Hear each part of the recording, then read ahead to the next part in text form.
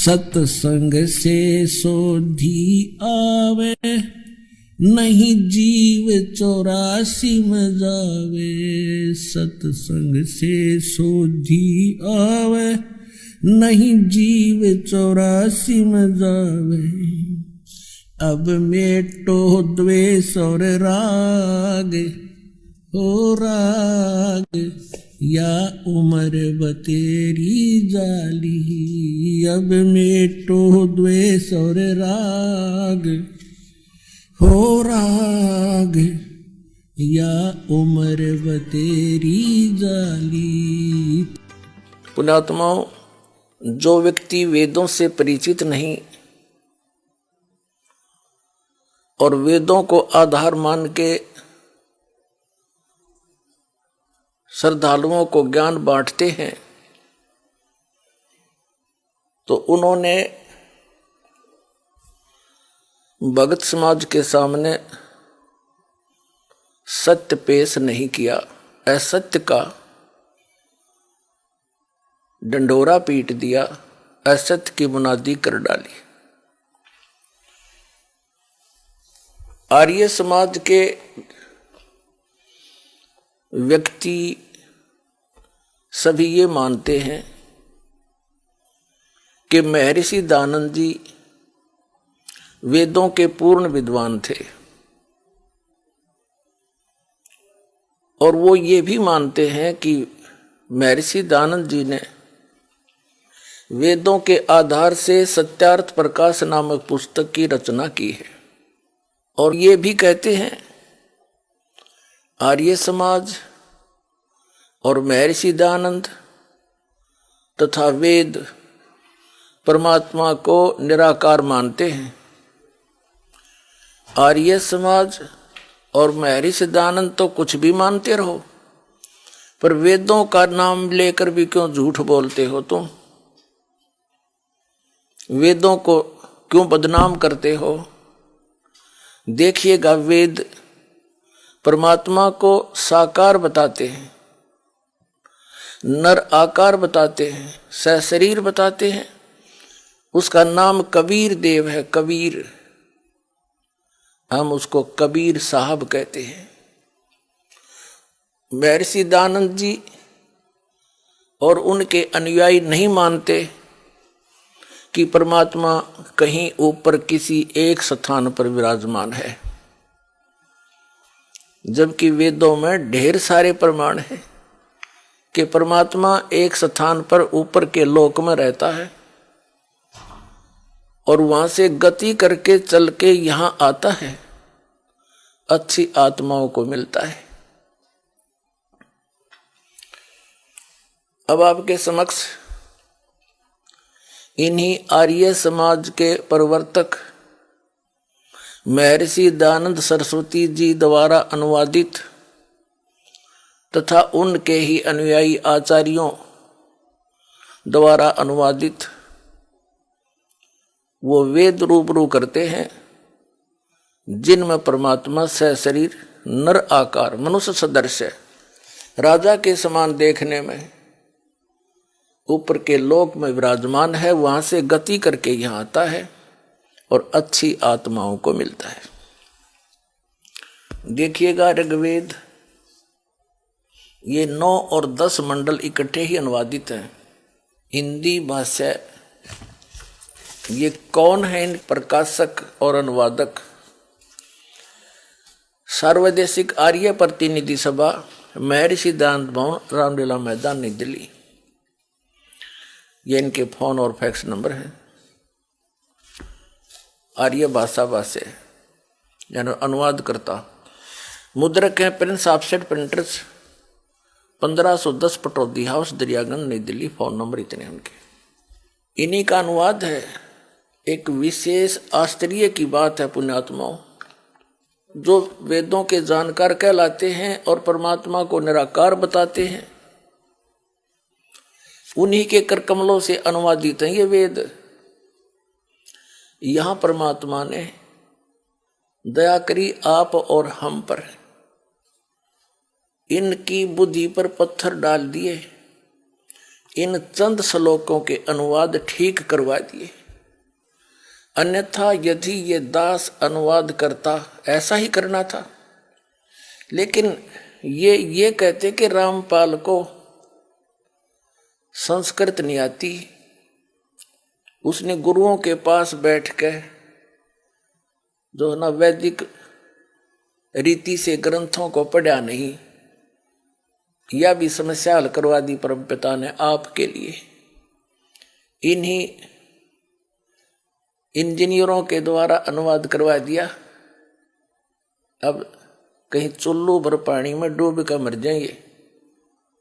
जो न्यू क्या करते वेदों में निराकार परमात्मा बताया है, देखिएगा। हम पहले इसको लेते हैं ऋग्वेद मंडल नंबर 9 सूक्त 82 और मंत्र नंबर 1। इसमें क्या कहा है कि सर्व उत्पादक प्रभु यानी सब की उत्पत्ति करने वाला परमात्मा, प्रकाश रूप सद्गुणों की वृष्टि करने वाला और पापों का हरण करने वाला, नाश करने वाला, वह परमात्मा, वह राजेव राजा के समान। राजेव राजा के ये 269 पर 269 पर है। आगे इसका शेष अनुवाद यहाँ पर है 270 पर। ऋग्वेद मंडल नंबर 9 सूक्त 82 का मंत्र 1 पढ़ रहे हैं। राजा के समान दर्शन यह है, नर आकार है, राजा के समान देखने योग्य है। वह पृथ्वी आदि लोक लोकांतरों के चारों ओर शब्दमान हो रहा है। वह वर्णीय पुरुष को यानी अच्छी आत्मा को, जो दृढ़ भक्त है, उसको पवित्र करता हुआ प्राप्त होता है। जिस प्रकार विद्युत आकाशीय बिजली स्नेह वाले स्थानों को आधार बनाकर प्राप्त होता है, उसी प्रकार उक्त गुणों वाले परमात्मा ने इन ब्रह्मांडों को उत्पन्न किया। अब इसमें क्या स्पष्ट हो गया कि परमात्मा सशरीर है और पापों का नाश करने वाला है, और वो दृढ़ भक्त को, अच्छी आत्मा को आकर मिलता है, वहां से चल कर आता है। राजा के समान देखने योग्य है। वो उद्देश्य क्या लेकर आते हैं देखिएगा। ऋग्वेद मंडल नंबर 9 सूक्त 82 का अब मंत्र 1 पढ़ लिया, अब 2 पढ़ देंगे। हे परमात्मन, उपदेश करने की इच्छा से आप यानी तत्व ज्ञान बताने के लिए आप महापुरुषों को प्राप्त होते हो, उनको मिलते हो। आप अत्यंत गतिशील पदार्थ के समान हमारे आध्यात्मिक यज्ञ को प्राप्त होते हैं। आप इन्होंने कबीर का अर्थ सर्वज्ञ कर दिया। यह है कबीर वेदस्य, जो प्रलय लगा है। संधि छेद करके इन्होंने इसका अर्थ सर्वज्ञ कर दिया। यहां लिखना था आप कबीर देव हैं, शुद्ध स्वरूप हैं, हमारे पापों को दूर करके हे सोम, हे अमर परमात्मा, आप हमको सुख दें। अब ये समस्या हल करते हैं, ये समाधान करते हैं कि कबीर की जगह कबीर देव लिखना था। कबीर देव, हम जैसे वेदों को वेद बोलते हैं, जैसे किसी का नाम वेद प्रकाश है, वो लिखता है वेद प्रकाश, हम बोलते हैं वेद प्रकाश। तो ऐसे ही हम वेदों को वेद बोलते हैं और कबीर को कबीर बोलते हैं, कबीर को कबीर। तो ये सिद्ध करते हैं कि जहां कवि लिखा है ना अपसर्ग लगा के, तो बुद्धिमान व्यक्ति जो परमात्मा से परिचित है, आत्म ज्ञान से परिचित है, वो यदि अनुवाद करेगा तो यहां लिखेगा कबीर देव। यहां सर्वज्ञ ने लिखना, क्योंकि यहां परमात्मा की महिमा चल रही है। और जहां परमात्मा का वर्णन हो वेद में, तो वहां कबीर का अर्थ कबीर देव लिखना पड़ेगा। हम कबीर साहब कहें, देव माने भगवान। जिस प्रकार इन्होंने यजुर्वेद के अनुवाद में किया है वो दिखाते हैं। देखिएगा, ये यजुर्वेद है, हमने ऋग्वेद रख दिया, अब यजुर्वेद में दिखाते हैं। प्रकाशक हैं सर्वदेशी कार्य प्रतिनिधि सभा 2/5 महर्षि दान भवन रामलीला मैदान नई दिल्ली से छपे। ये इसका अनुवाद करता है। मुद्रक हैं Prince offset printers 1510 Pataudi house Daryaganj नई दिल्ली से। इसके हम आपको 36 में अध्याय में ले चलते हैं। 36 में अध्याय, ये अध्याय 36वां 63 अध्याय। इसके प्रथम मंत्र में लिखा है कि रेचम वाचम परपदे मनो यजु परपदे। ये यजु शब्द है, इसका 2 अपसर्ग लगे हैं। तो इसका अनुवाद महर्षि दानव जी ने बिल्कुल ठीक किया है। देखिएगा यहां पर क्या है, यजु का अर्थ कर दिया यजुर्वेद, बिल्कुल सही लिखा। यदि इस शब्द का अर्थ कर देते तो कैसे जानते कि यजुर्वेद के बारे में कहा ये। ठीक इसी प्रकार जहां पर वेदों में परमात्मा की महिमा हो तो वहां लिखना पड़ेगा कि आप कबीर देव हैं। सर्वज्ञ, कोई कवि सर्वज्ञ हुआ आज तक?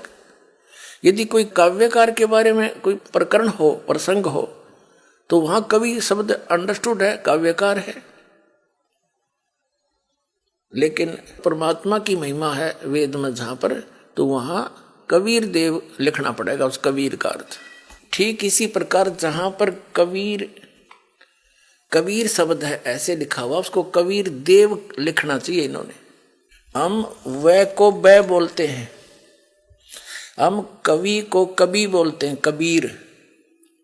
देव माने परमात्मा दिखाते हैं आपको इन्हीं के अनुवादों में। देखिएगा ये अथर्ववेद है, ये कहाँ से छपा है ये देखिएगा।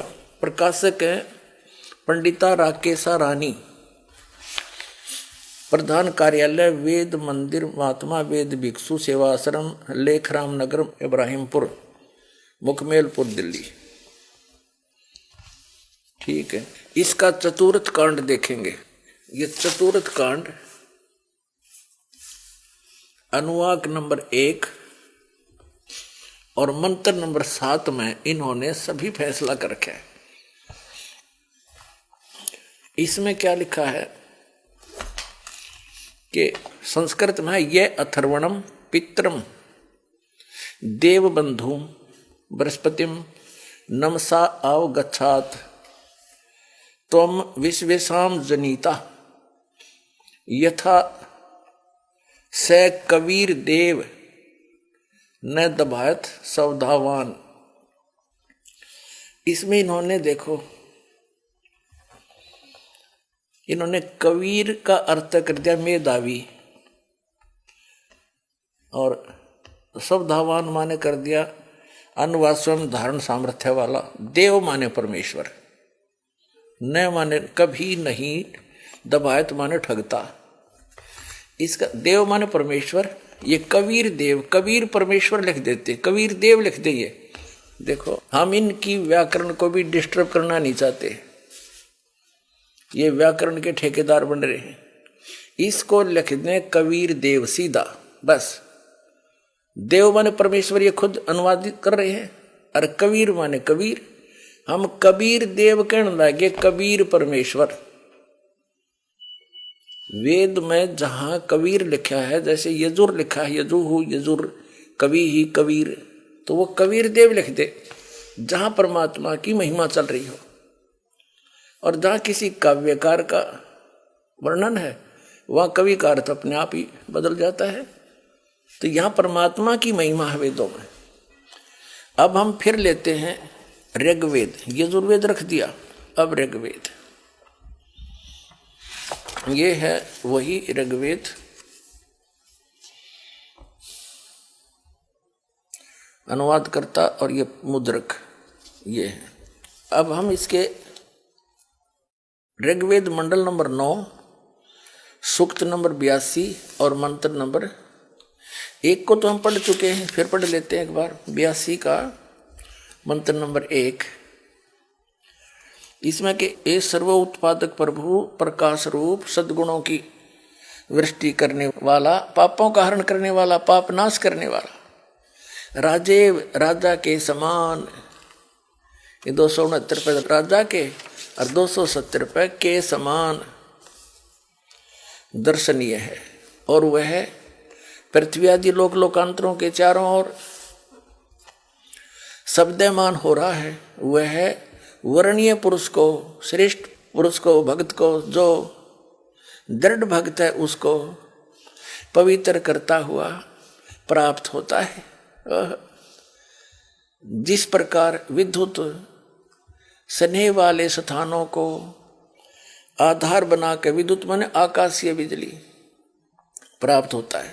अब इसका क्या अर्थ है? जैसे दृढ़ भक्त को, अच्छी आत्मा को भगवान मिलता है, और वो कैसे मिलता है? जैसे आकाशीय बिजली धातु विशेष पर गिरती है।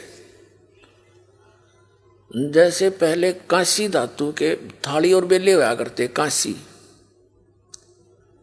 और वर्षा के दिनों में यदि वो बाहर आंगन में पड़े होते तो हमारी दादी जी कहा करती कि इन कांसी के थाली और बेलों को अंदर रख लो।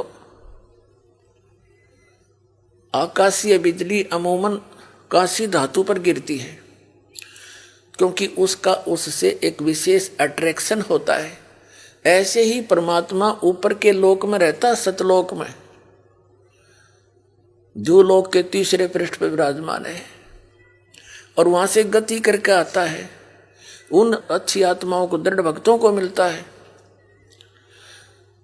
जो उनके मार्ग को आगे बढ़ा सके, विचलित ना हो, जो दृढ़ भक्त हो। उनसे उस परमात्मा का विशेष अट्रैक्शन होता है। वो परमात्मा किन किन को मिले हैं? आदरणीय धर्मदास साहिब जी को, बांधवगढ़ वाले को, आदरणीय मलुकदास साहिब जी को, आदरणीय नानक साहिब जी जो सिख धर्म के प्रवर्तक है,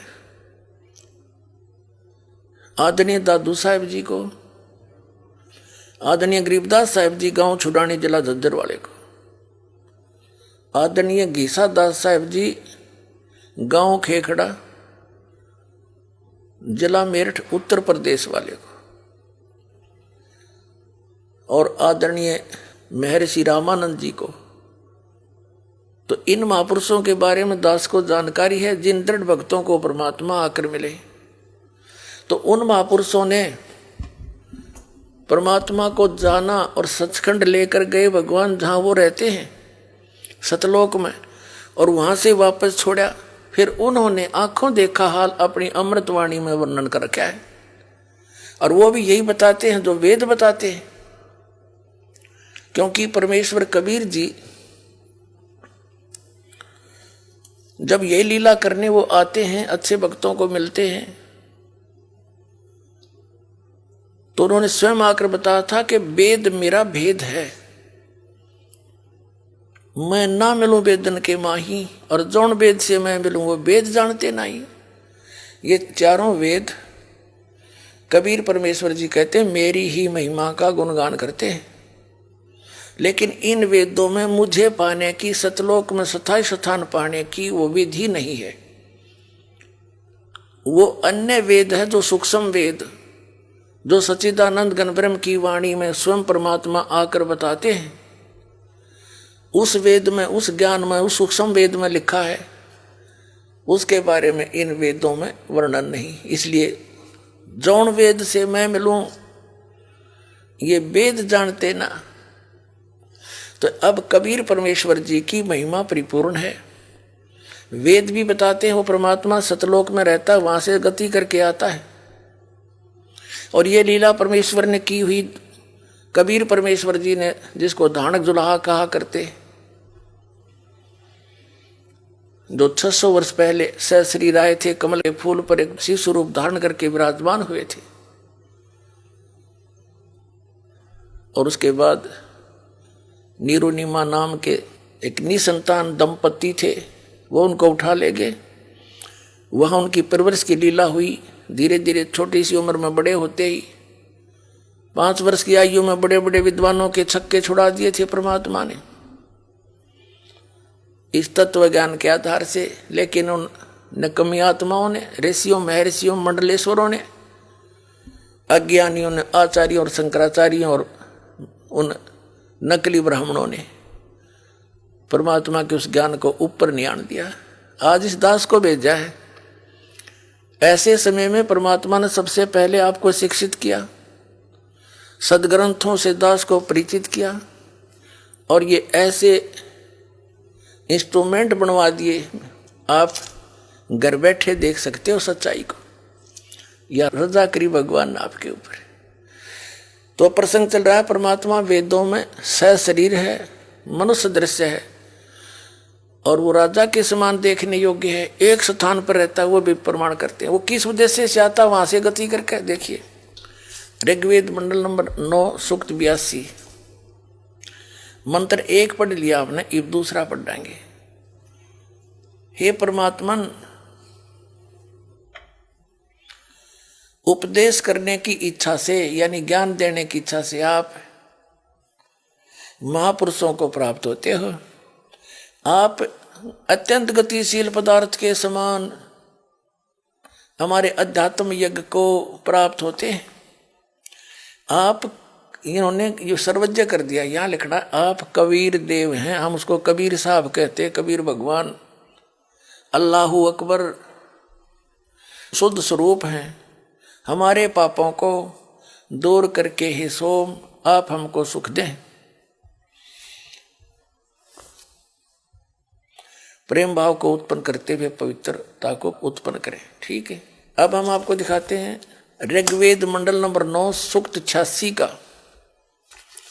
मंत्र नंबर 26। इसमें क्या है, ये कबीरत्व है, कबीरत्व। यहां देखा, यज्ञ करने वाले यजमानों के लिए, यानी यज्ञ माने धार्मिक अनुष्ठान, भक्ति करने वाले यजमान माने भक्तों के लिए परमात्मा सब रास्तों को सुगम करता हुआ उनके विघ्नों को, संकटों को नाश करता है, मर्दन करता है, उनको पवित्र करता हुआ और अपने रूप को सरल करता हुआ वह कांति में परमात्मा वो कबीर देव है। यहाँ सर्वजनी, यहाँ लिखना था कबीर देव, कबीर साहब विद्युत के समान क्रीड़ा करता हुआ वर्णीय पुरुष को, यानी अच्छी आत्मा को, श्रेष्ठ भक्त को प्राप्त होता है। आप देखो ऋग्वेद मंडल नंबर 9 सूक्त 86 का मंत्र 26 पढ़ लिया, अब 27 पढ़ेंगे।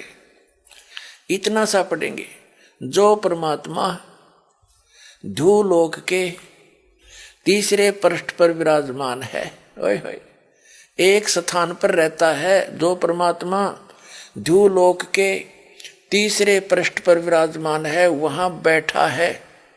अपने आत्मा, ध्रुवलोक का अर्थ है तेजो में लोक, वो सतलोक जिसको संत भाषा में हम सतलोक कहते हैं, सत्यलोक कहते हैं, सचखंड कहते हैं। वह पृथ्वी 100 प्रकाशित है हीरे की तरह, और उस सतलोक के 3 पोर्शन हैं, 3 विभाग, डिवीजन हैं।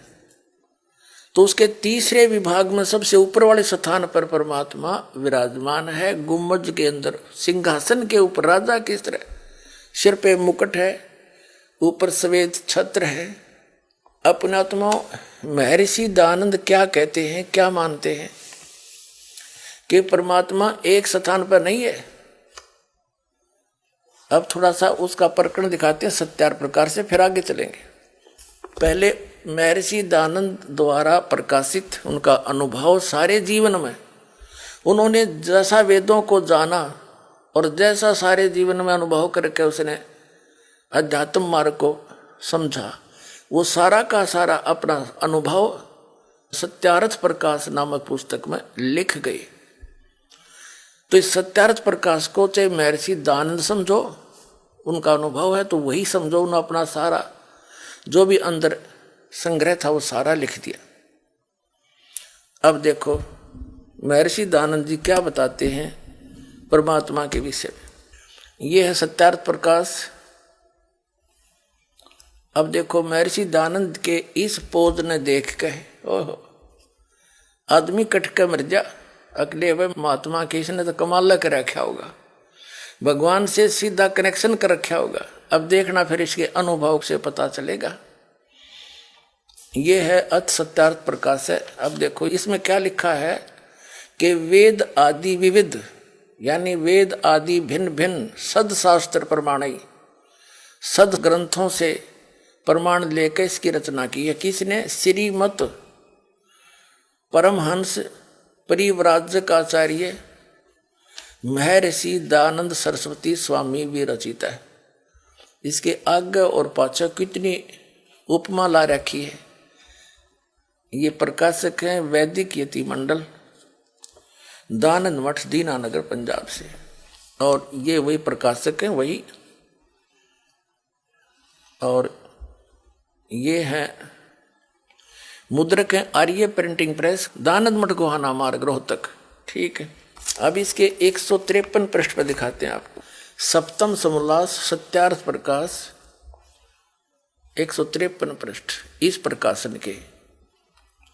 यहां देखते हैं, किसी ने प्रश्न किया ईश्वर व्यापक है व किसी देश विशेष में रहता है?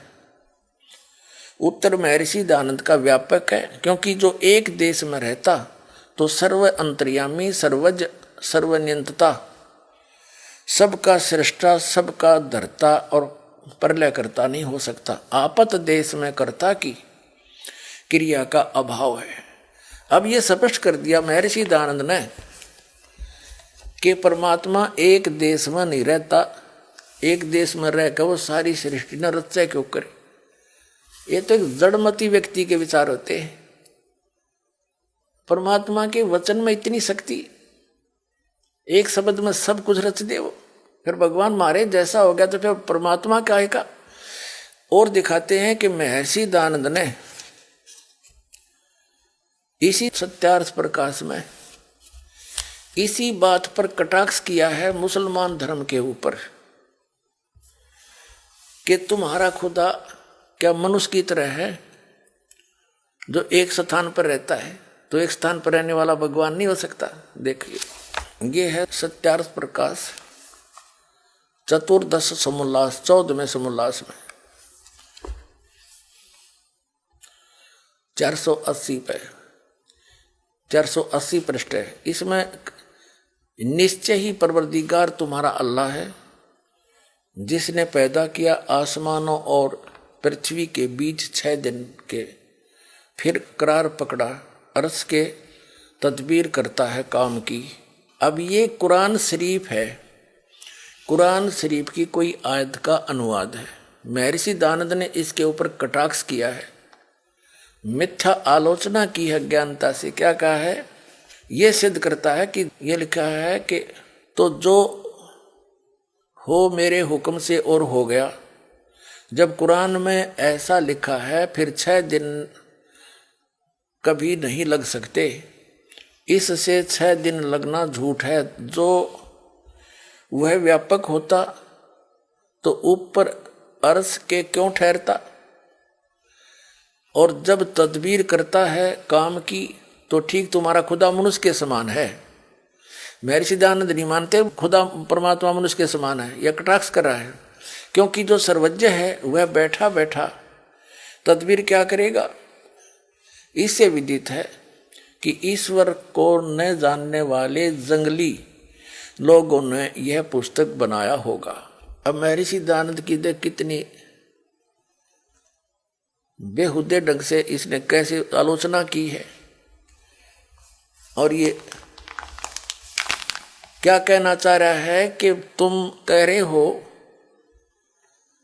कि खुदा ने 6 दिन में सृष्टि रची, 7वें दिन तख्त पर जा बैठा, तो तख्त पर बैठ गया और तो उसका मतलब वो मनुष्य जैसा हुआ। महर्षि दयानंद कहते हैं नहीं, वो तो व्यापक है, अर्थात एक स्थान पर नहीं रहता। आगे देखो, इसी में 481 पृष्ठ पर 14वें समोल्लास के 481 पृष्ठ पर क्या कहता है। ये कोई आयत है कुरान की, ये इतनी इस तो इस पर अब अदर कटाक्ष करते हुए कहते हैं कुरान की इधर की ओर से उतरा, क्या खुदा ऊपर रहता है? महर्षि दयानंद नहीं मानते कि रहता है। क्या खुदा ऊपर रहता है? जो ये बात सच है तो एक देशी होने से ईश्वर नहीं हो सकता। एक देशी माने एक स्थान पर बैठने वाला भगवान नहीं हो सकता, क्योंकि ईश्वर सब ठिकाने एक रस व्यापक है। पैगाम पहुंचाना हलकारे का काम है। हलकारा की आवश्यकता उसी को होती है जो मनुष्यवत एक देशी हो, और हिसाब लेना देना भी मनुष्य का काम, ईश्वर का नहीं, क्योंकि वह सर्वज्ञ है। यह निश्चय होता है कि किसी अल्पज्ञ मनुष्य का बनाया हुआ कुरान है। अल्पज्ञ माने मंदबुद्धि के व्यक्ति का बनाया हुआ कुरान है, महर्षि दयानंद कह रहे हैं।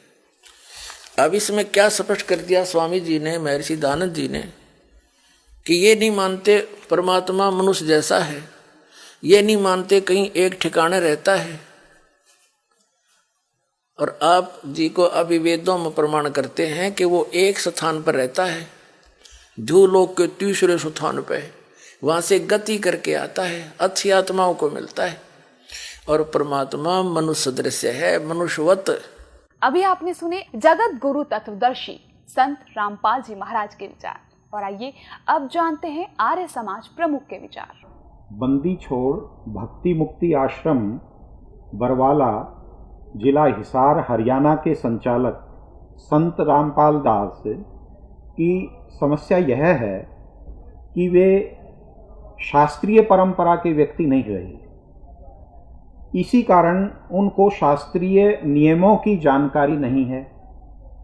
उन्होंने विधिवत गुरु चरणों में बैठकर शास्त्रों का अध्ययन भी नहीं किया। वेद वेदांग आदि शास्त्रों का अध्ययन न करने के कारण वे वेद वेदांगों के मर्म को, वास्तविक रहस्य को नहीं समझ पा रहे हैं। अभी आपने सुने आर्य समाज प्रमुख के विचार, और आइए अब जानते हैं जगत गुरु तत्वदर्शी संत रामपाल जी महाराज के विचार। ये दयानंद के चेले कहते हैं रामपाल ने ना तो संस्कृत आती, ना वो विशुद्ध रूप से उच्चारण कर पाता। अरे भले आदमियों, जैसे कोई बालक है, छोटा सा बच्चा तोतला बोलता हो, तो माँ उसकी सारी भाषा समझती है। भी केव चाव है, दूध मांगे है, रोटी मांगे है, रोटी कहेगा तो भी माँ समझ जाएगी रोटी मांगे है, दूध दू करेगा तो भी समझ जाएगी दूध मांगे है। तो नो समझ लो दास उस परमात्मा का बालक है, और मेरा परमात्मा मेरी सारी भाषा समझता है। और इन आचार्यों ने और इन विद्वानों ने, दयानंद के चेलिया ने सारी उम्र खोदी गछामी गछामी करता ने। और ये दयानंद के चेले ने कहे रामपाल ने वैदिक रीति से वेद नहीं पढ़े, ये दयानंद तुमने पढ़ रखे वेद काट दी टाट, ज्ञान भर दिया, कख भी नहीं पता इन लोगों को। और सबसे बड़ी खुशी तो ये मनानी चाहिए, इनको कुछ अकल आनी चाहिए जो विरोध कर रहे हैं दास का, कि ये कहते हैं रामपाल ने संस्कृत नहीं आती, और ये सारे ग्रंथ खोल के दर दिए।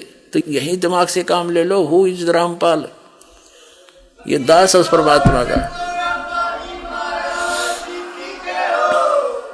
अभी आपने सुने जगत गुरु तत्वदर्शी संत रामपाल जी महाराज के विचार, और आइए अब जानते हैं आर्य समाज प्रमुख के विचार। कि आर्य समाज स्वामी दयानंद और वेद परमात्मा को निराकार मानते हैं।